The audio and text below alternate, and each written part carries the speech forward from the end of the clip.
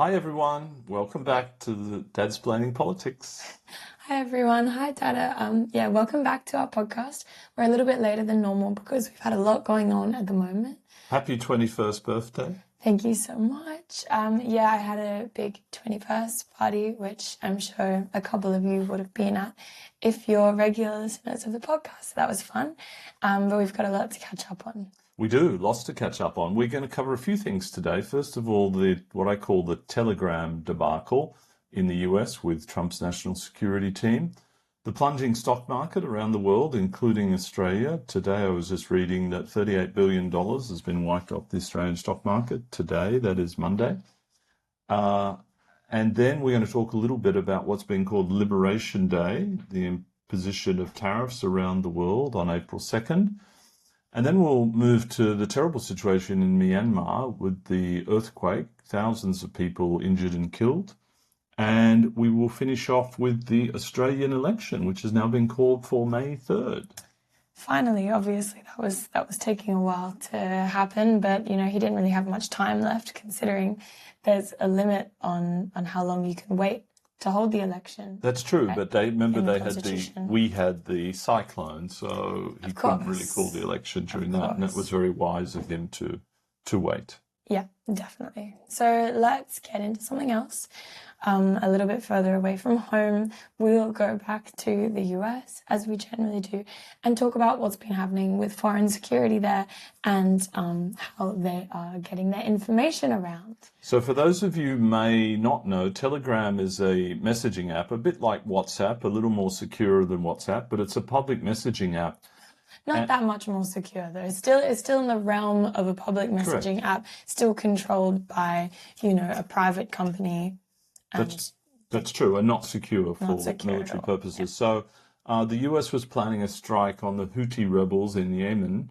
And so the National Security Advisor, the Vice President, multiple members of the Trump cabinet were talking about on Telegram when they were going to strike Yemen, how terrible the Europeans are, that they should be doing this, and the Europeans aren't paying, and it pisses them off that they're doing this. But more specifically, just a comprehensive list of every actionable that they were planning on doing in Yemen. Yes. A comprehensive list and rundown on exactly what they were planning on enacting. So Correct. That's absolutely insane. Like a lot of I've been reading about what American governments typically do in times of foreign intervention and intelligence, etc., etc. And they have rooms for this Your situation room. They have the situation room where typically information like this wouldn't even leave the room, let alone be any form of messaging or even a secure government messaging platform. But how have we come to the point where we're hardly in the situation room anymore? We're just going on a public messaging website. It's as bad as texting on WhatsApp.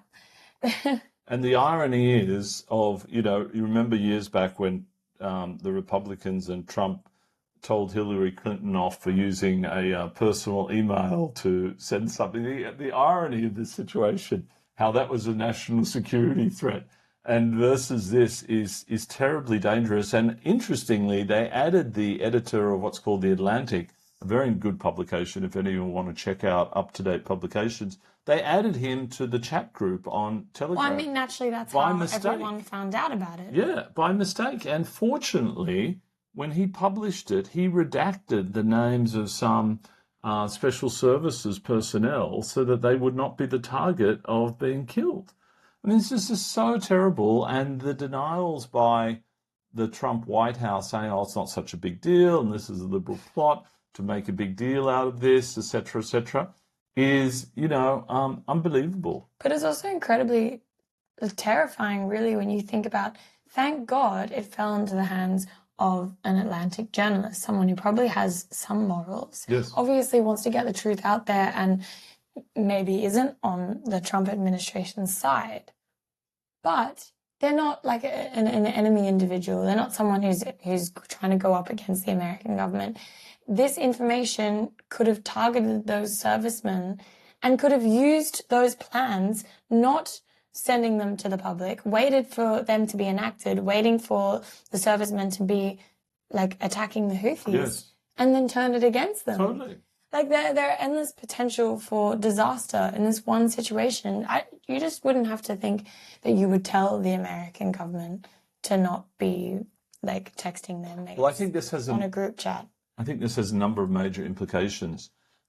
If I'm a member of the Five Eyes establishment, UK and Australia, you're going to start to think, can I really trust the Americans in treating this sort of stuff seriously?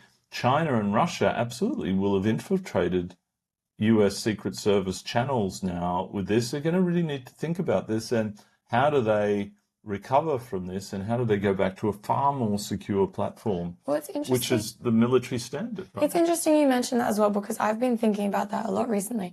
And the fact that there's a point where how can you respect an alliance that you have with a partner who doesn't respect any of the top officials that you have in your own security establishment? So that's already a big issue, that they're not going to be able to work together. And there's also, just plainly the issue that the US holds a lot of its information private. But, Australia, Canada, New Zealand, the UK, they share most of their intelligence directly with the US, and they don't keep much of it private for their own countries. So the US is able to keep all its information private and is not held to the same standard. So obviously we can't go on sending this streamlined, curated information back to the US when all they're going to do is send it out to journalists and put it on the world news.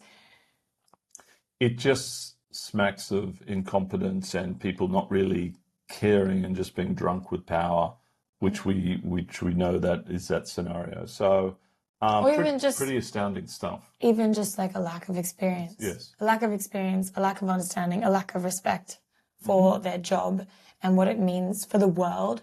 A lack of understanding even about America's place in the world and what these small things can do to impact the entire international security framework, Agreed. So an aligned thing with the tariffs on and off again, the stock market declining dramatically in the US and around the world, more so in the US than elsewhere. But Australia, as I mentioned in the intro, the Australian stock market has dropped $38 billion today, just as we speak. And this is even before what's been called Liberation Day on April 2nd. No, it's not an April Fool's joke. Before it has been announced. Before it's been announced. Yes. And Liberation Day is what the Trump establishment is calling the liberation of the US from all these tariffs and GST and taxes other countries put on their goods. And even, interestingly enough, the use of subsidies in other countries has been criticized by the Trump administration. Like the pharmaceutical benefit scheme. Pharmaceutical benefit scheme, exactly. So that's another step further, but we haven't seen a lot of countries take a stand against. Well, I think there's so much confusion about what the US wants to do with this and what they are going to do and what they're not going to do. And if you think about the pharmaceutical benefit scheme, that's a core element of any socialist country like Australia, the national health systems, etc. And of course, Big Pharma doesn't like that because the US system is not like that. They should be like that. And so, Australia's been taking a softly approach with the US at the moment. But, if we do get tariffs on our beef and attacking of our pharmaceutical benefit scheme, the government's going to need to act. It's a very difficult situation, though, for Albanese, right, in the midst of an election campaign, and he's got to be careful. Well, no, of course. But let's go back to a little bit why the stock markets are dropping so dramatically. Specifically why. And that is because, of course, the uncertainty that everyone is feeling. They don't know whether Trump is making all these moves to cause shock or to have bargaining power, or if he's actually doing it because he believes that it will improve America's independence and increase jobs, etc., etc. So obviously that has made investors quite flummoxed. Nervous. I know you yourself, as someone who likes to dabble in the stock market, has been flip-flopping back and forth, unsure of what to do. Yep. Whether to withdraw now before it gets even worse, after it's already taken a massive dive, or whether to, hold in for the long run and see what happens. But it's really such an unpredictable situation. I think it could be safer to pull out all of it right now if I would be advising any investors, but don't listen to me. And we're not providing investment advice on this No, podcast. we're not. And, it's the world is a crazy enough place as it is without doing your own goals. This, in a way, what Trump is doing to America reminds me a little bit of Brexit, which was prior to the Trump administration, the greatest act of national self-harm in history. And the same thing is happening now from an economic point of view, because people are scared, people are uncertain. And wherever there's uncertainty, it's not good for the stock market, because people want to invest with certainty. And at the moment, they don't know what's going to be happening. Exactly. We don't know. And then with the onset of this Liberation Day, which is essentially, to go into more detail, a day in which Donald Trump will unveil the future of American tariffs on other countries' goods. So it's not going to be the day that tariffs come into play. It's going to be the day in which he simply unveils the tariffs. But of course, that has to be given a name and celebrated as some type of holiday. The level of, what would you call it? Ostentatious hubris that requires to orchestrate something like that is just unbelievable. But yeah, so that's going to be happening. It's going to be on all countries, we've been told. And even Russia has started to maybe be a little scared because Trump has taken a turn on his support for Russia. I don't know if you've seen that. Yes, that's just hot off the press, right? In the news, yeah. So what's happened is, obviously, Trump appeared very naive in his optimism about a ceasefire being called between Ukraine and Russia. And everyone told him, look, that's not going to happen. Putin is not a guy you can just negotiate with. But Trump said, no, I'm going to make it work. We're friends. We're buddies. It has not happened. We are, a month or more on from when Trump started making these claims. Nothing has happened. Trump has started to get a little pissy. They had over an hour-long phone call of Trump being mad at Putin for not following through on his promises. And now Trump has said that he will put tariffs, obviously. There are the tariffs on oil coming out of Russia, but also secondary tariffs on oil, which is where the US would put tariffs on countries that buy oil from Russia, in addition to the tariffs that they already have on Russian goods. So that's quite a step in the other direction from going to supporting Putin and being I'm pleased that he's hopefully he'll hold Putin to account somewhat.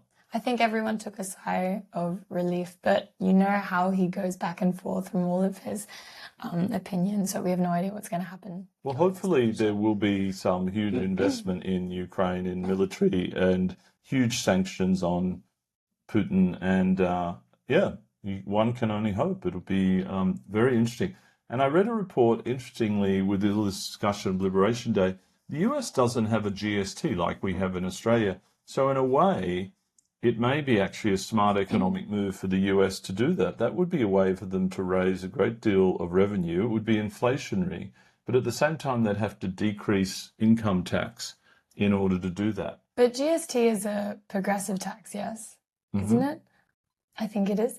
I don't think they like progressive taxes in the US. I think the labeling that the Republican Party would give that, if anyone tried to push it through, it would just get denied almost immediately. Well, the term progressive isn't going to be... No, but a GST does impact lower income people more than higher income because they buy more. Oh no, so is it the opposite? It's the opposite, it's regressive. Well, that's why I was confirming with you, because I'm not exactly an economics student, so I thought that maybe the economics student would know, but never mind. I do know, it just took a little while to get to the That's right, for all our listeners, we are politics people, not economics people, so we're trying our best, but let's get on to the next topic, maybe. And so we're going to move to Myanmar because there's been a terrible earthquake and thousands of people injured and killed. And of course, there was a civil war going on in Myanmar. Still is. And so that doesn't help the situation where it's chaotic to begin with. And now there are people under rubble and the recovery operation is not that organised. No, definitely not. I mean, obviously, how can it be organised when there is a civil war going on? And I know that Statistics-wise, I think that it was a 7.7 magnitude earthquake. It struck near the old royal capital of Mandalay, so in a very, high density area. And at least 1,700 people have died, and I think around mid-3,000s people have been known to be injured, but every day they're finding more people dead than alive. And the conditions are definitely not positive, because I know that today it's meant to get up to 40 degrees. And so rescue workers have been finding people already decaying, and like the smell of like human flesh. And it was pretty dramatic because, of course, it impacted Thailand and Bangkok and other nearby places. And I mean, it virtually looked like it impacted the entirety of the country. And you may have seen some dramatic footage of these high-rise hotels with pools on the side and the water washing out of these pools down the buildings and stuff. Pretty dramatic stuff. Yeah, pretty terrifying, really. And it's an interesting reminder, that despite climate change, despite, the world economy, et cetera, disasters can still happen that really are out of our control. Oh, yeah, absolutely. And, it's really it feels like the world telling us, I'm in charge here, like I'm the boss. Like, don't start getting high and mighty. Yeah, stop messing with nature. Like, you gotta understand that fact. So we'll bring you more on Myanmar next week as we get more. Oh, but one more thing I will say, just before we move on from that, is that I just know, because of the Civil War, there have been some really horrific, human rights things going on, because a lot of the groups, the military groups, have still been putting strikes on various areas of the country and pursuing further military exercises while this is going on. And you'd think that any military group would wait that's crazy, for there to be recuperation, but that level of lack of empathy is really quite horrifying. Lack of humanness, yeah. So let's move to the Australian elections, now slated for May 3rd. Interestingly, in the latest polls, there's been a bit of a swing back towards Albanese and the Labor Party. Peter Dutton had a few own goals recently, where he wasn't in Brisbane during the cyclone. He was at a fundraiser where he called Albanese weak and limp-wristed, which is not appropriate. Where he talked about people should be back to the office, with sort of no understanding of what hybrid work or working from home is, and trying to make that some sort of...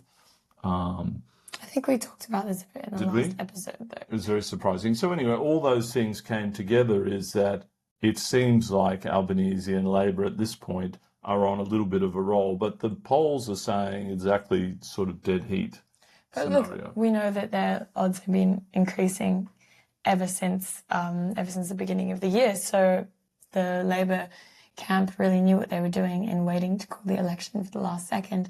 And the Trump bump, which is what it's been known as, is the effect that Trump's tariffs and erratic actions have been having on other countries across the world. So obviously, we talked about this last episode, how it impacted Canada, and now we've seen that this exact phenomenon has impacted Australia. The fear that we could elect someone similar to Trump, and the more similarities that Albo and other members of Parliament and media sources draw between Dutton and Trump makes Dutton's chances worse. So that's been really interesting to see. And I know as well there's also some interesting numbers on the amount of young voters who have now aged into voting this election, and voters, my demographic, I suppose, my age group, are much more wary of Trump than anyone in your age group and above. So, particularly young women, less so young men. No, but let me just say that young voters overall, because I don't want to keep putting distance between those two camps, right? But there is some distance. We know that there's some distance, but we like to think that there's not. And if there's a statistic that's telling us that younger people on average are against Trump, we want to keep that statistic. We don't want to drive more of a wedge between two groups.